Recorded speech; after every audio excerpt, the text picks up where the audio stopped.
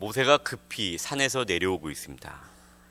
하나님께서 모세에게 백성이 부패하였다고 하시는 말씀과 지금 무슨 일이 일어나고 있는지 하시는 말씀을 듣고 모세는 지금 급히 산에서 내려오고 있습니다. 산에서 내려와서 모든 일을 눈으로 본 모세는 자신이 하나님을 만나러 가는 동안에 일을 맡기었던 아론에게 묻습니다. 이 백성이 어떻게 하였기에 당신이 그들을 큰 죄에 빠지게 하였습니까? 모세의 목소리는 분노에 차 있었고 무서운 목소리였습니다. 아론은 이렇게 대답합니다. 내 주여 노하지 마옵소서. 이 백성이 악함을 당신이 아시나이다.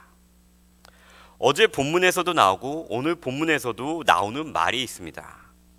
우리를 위하여 우리를 인도할 신을 만들라라는 것입니다. 모세가 나중에 하나님의 이 출애굽기를 기록할 때 오늘 일어났던 일들에 대해서 사정을 다른 사람으로부터 다 이렇게 들은 다음에 정확하게 이런 일이 있었고 저런 일이 있었고 그 모든 것을 다 들은 다음에 오늘 사건을 기록하였을 것입니다. 어제와 오늘, 즉 이 금송아지 사건에서 모세가 백성들이 금송아지를 만든 의도가 무엇인가에 대해서 묘사한 것은 바로 읽어드린 이 표현입니다. 우리를 위하여 우리를 인도할. 모세가 반복해서 적은 데에는 이것이 기록으로 남아서 이스라엘 후손들에게 중요하게 교육되기를 바랐기 때문에 그랬을 것입니다. 그리고 이것은 동시에 우리들에게 인간의 우상 숭배의 본성을 잘 알려주고 있습니다. 모든 사람들은 자신을 위하여 자신들을 인도할 신을 만들라고 얘기합니다. 어떨 때는 신을 만들라고 이 신이라는 표현이 들어있지 않을 뿐이지만 인간은 모두 다 자신들을 위하여 그리고 자신들을 인도할 무엇인가를 기대하고 만들어 놓기를 희망하는 본능이 있습니다. 백성들이 기대하고 원했던 신은 무엇일까요? 23절 중반부에 보면은 이 모세 곧 우리를 애굽 땅에서 인도하여 낸 사람은 어찌 되었는지 알 수 없노라. 보통의 경우라면 아니면 상식적인 경우라면은 백성들이 이렇게 요구하는 것이 맞을 것 같습니다. 모세가 어떻게 되었는지 알 수가 없습니다. 모세를 대신해서 아론 당신이 우리가 어떻게 해야 되는지 어디로 가야 되는지 하나님께 대면해 보고 이제 모세 없이 우리가 어떻게 해야 되는지 좀 알아보십시오 라고 아론에게 하나님께로 가라고 떠미는 것이 정상이었을 것입니다. 그러나 그들은 모세가 없어진 것과 우리가 신을 그럼 이제 새로 만들어야 되겠다 하는 것을 연결하고 있는 것을 오늘 본문 가운데 볼 수 있습니다. 아마도 그들이 생각했던 모세는 여호와라 이름하는 신을 불러내는 중재자, 어떤 무당 정도로 생각했던 것 같습니다. 그래서 모세가 죽었다고 생각되자 이제 더 이상 자신들에게 여호와라고 불리어는 신을 불러낼 중재자가 없기에 다른 신, 자기들의 마음의 안정을 찾고 자기들이 의지하고 자기들을 인도할 신을 필요로 했을 것입니다.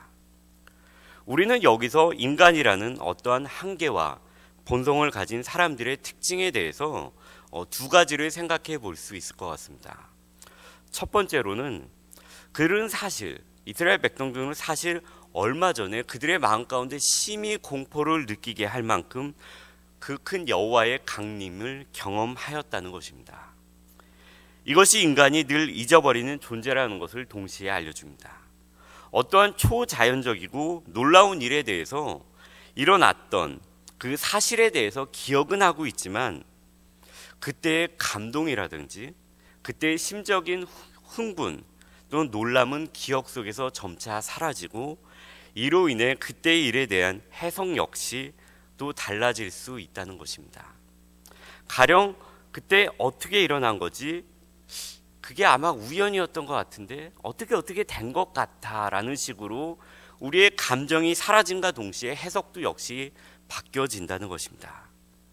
그럼 무엇이 인간으로 하여금 또는 이스라엘로 하여금 이 놀라운 하나님의 강림의 역사를 잊게 만들고 이제는 하나님과 그리고 하나님의 말씀과 그리고 그들이 맹세했던 하나님을 섬기겠습니다라는 것을 완전히 다르게 해석해서 다른 신을 요구하게 되었을까요? 우리는 모두 바쁜 일상 속에서 삶을 살아갑니다. 살아가면서 싸우기도 하고 웃기도 하고 자식들 때문에 기쁘기도 하고 자식들 때문에 슬프기도 합니다. 고된 일에 피곤해 쓰러지기도 하고 그래서 바로 집에 와서 자기도 하고 이웃집과의 일로 인해서 친구와의 일로 인해서 가족들 간의 일로 인해서 이런 인간관계로 피곤해하며 기쁘게 하기도 하며 보람 있어 하기도 하며 좌절하기도 합니다. 이러한 반복되는 삶 가운데 우리가 살아가고 있습니다. 그렇기 때문에 이러한 삶 가운데서 우리는 조금씩 다른 것들을 잊어버리기도 합니다. 중요한 일도 중요하지 않은 일도 조금씩 잊혀집니다. 이것이 인생을 살아가는 우리의 모습입니다. 이것이 현실입니다. 이것을 부정할 수 없습니다. 그리고 신앙 역시 우리가 이 부분을 생각해야 된다는 것입니다. 우리가 매일같이 하나님의 말씀을 단지 읽는 것이 아니라 생각하며 묵상하려고 하는 이유는 우리가 과거의 신앙에 묶여 있는 것이 아니라 오늘 살아서 역사하시는 하나님의 말씀을 통해서 내가 잊어버린 은혜는 없는지, 내가 잊어버려서 하나님을 잘못 해석하는 것은 없는지를 분별하기 위해서, 그리고 하나님의 인도하심을 과거가 아니라 오늘 경험하기 위해서 하나님께 나오고 말씀을 읽습니다. 과거도 중요하지만 과거는 잊어버릴 수 있습니다. 바로 오늘의 삶에서 하나님의 말씀을 대면하면서 우상을 만들지 말라고 하셨던 그 말을 이스라엘은 과거 속에 있었을 때 그들이 잊어버렸지만 우리가 오늘의 말씀 가운데 있다면 그 하나님의 말씀을 잊지 않을 수 있을 것입니다. 두 번째로는 인간의 눈에 보이는 것을 찾기를 좋아하는 본능이 있다는 것입니다. 사실 송아지 숭배는 이집트나 가나안 지역에서 오랫동안 지속되어져 왔던 것입니다. 고고학적 발견으로도 이것은 증명이 되었던 것입니다. 그들은 송아지 그 자체를 숭배했던 것이 아니라 이것을 형상화한 신을 숭배했었습니다. 만들어진 이 숭배에 대한 대상이 시대에 따라서 계속 세련되게 바뀌기는 하였지만 눈에 보이는 어떤 것을 원하는 것이 인간의 본능입니다. 좀 시간이 지나서 여로보암 왕 시대에는 이 금송아지를 섬기기도 하였지만 동시에 바알과 아세라라는 그 당시에 좀 더 세련돼 보이고 그 시대를 반영하는 신을 그들이 섬겼습니다. 이렇게 신들이라는 것은 사라지기도 하고 다시 번성하기도 합니다. 하나님께서 만약에 내가 이렇게 생긴 이 모습이다라고 말씀을 하셨다면은 우리는 하나님께서 그 말씀하셨던 그 형상을 따라서 어떤 것을 만들어서 섬겼을 것입니다. 하나님께서 말씀하신 것이기에 이런 형상을 섬기는 것이 전혀 잘못된 것이 아니었을 것입니다. 그러나 하나님은 분명하게 나는 이 세상의 모든 것들을 창조하였고 이 세상에 속하지 않았고 어떠한 모양으로도 나를 만들지 말라고 분명하게 말씀하셨습니다. 오늘 본문을 통해서 알 수 있는 하나님에 대한 속성은 하나님은 누군가를 통해서 불리어지고 형상이 있고 무당이 어떤 불리어서 이 신을 잘 달래서 내가 원하는 것을 요구한다고 해서 얻어질 수 있는 존재가 아니라는 것입니다. 내가 판단하고 내가 생각하는 신을 만드는 모습에 대해서 모세는 이것이 방자하다라고 이야기하고 있습니다. 방자하다라는 것의 히브리어 원어의 표현은 멋대로 다니다라는 것입니다. 멋대로 자기 뜻대로 만들고 숭배하는 것이 방자한 모습이라는 것입니다. 만약에 우리 가운데서도 하나님을 내가 달래고 멋대로 생각하고 멋대로 만드는 모습이 있다면 이 모습이 바로 방자한 모습이라는 것입니다. 오늘 30절 이하는 모세의 간청이 나와 있습니다. 이 모세의 간청은 결론적으로 하나님께서 들어주십니다. 그러나 이 모세의 간청 또는 탄원에 대한 하나님의 대답 속에서 우리는 하나님의 속성을 발견할 수가 있습니다. 누구든지 내게 범죄하면 내가 내 책에서 그를 지워버리리라.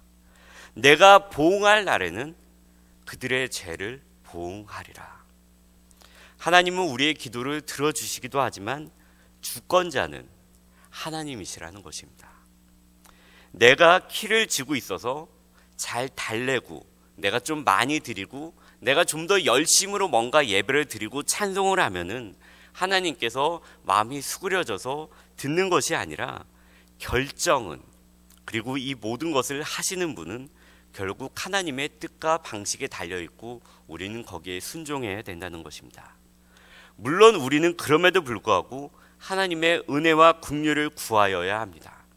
그렇지만 우리가 생각해야 될 것은 공의와 사랑의 하나님께서 모든 것을 결정하시고 선택하신다는 것입니다. 오늘 본문을 통해서 우리가 알 수 있는 것은 이것입니다. 우리가 섬기는 하나님은 그들이 소중하게 여겼던 금을 바쳐서 무엇인가를 만들 필요가 없다는 것입니다. 하나님은 우리에게 금을 요구하지 않으십니다.